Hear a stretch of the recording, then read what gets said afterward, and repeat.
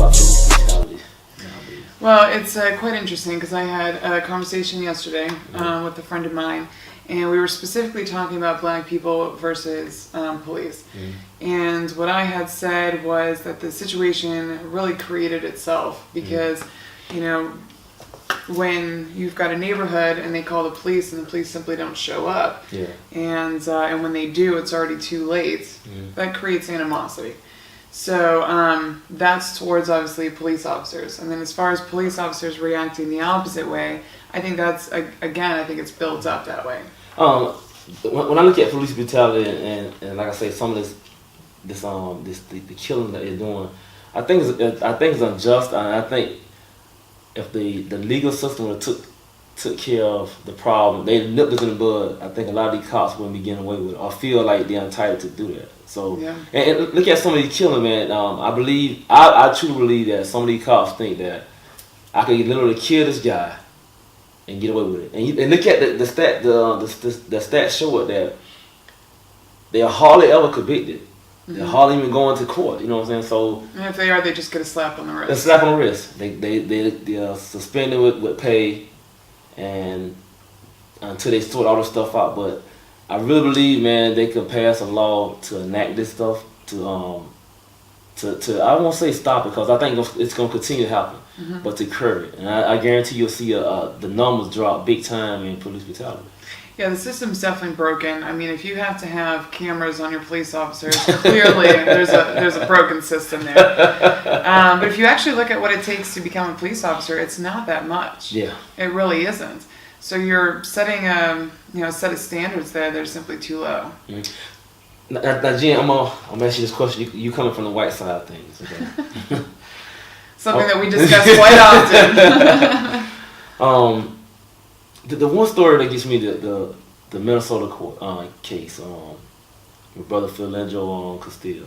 He was pulled over while his fiance, I think, a girlfriend, and she Facebooked the whole interaction with the cops.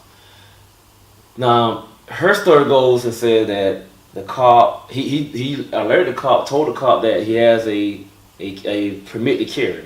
Okay, that's the first thing.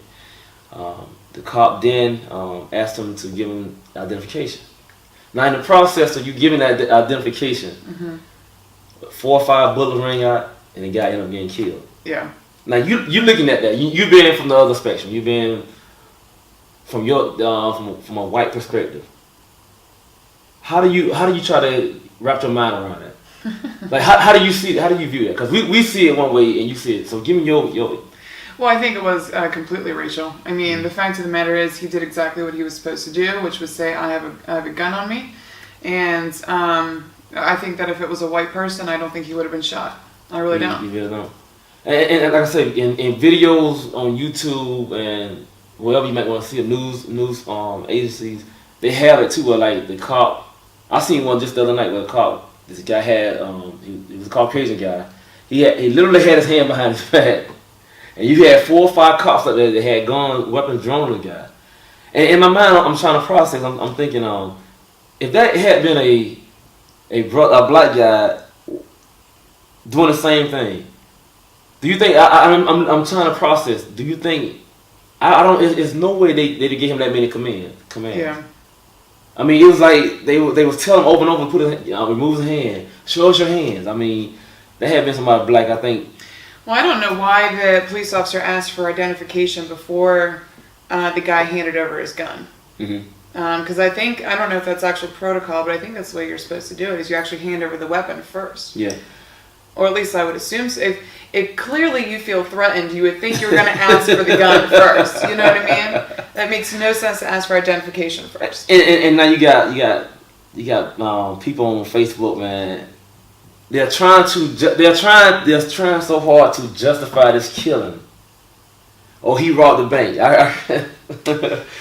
You know, a lot of this stuff is draining. And like I said, from these 2 incidents, I had a lot of people. I ran across a lot of people saying they're gonna delete their Facebook account.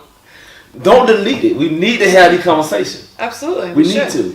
And now we're having a conversation about Blue Lives Matter. What is a blue light? It's a police officer, man. I mean, technically speaking, we all have blue blood, so we could beg to argue here.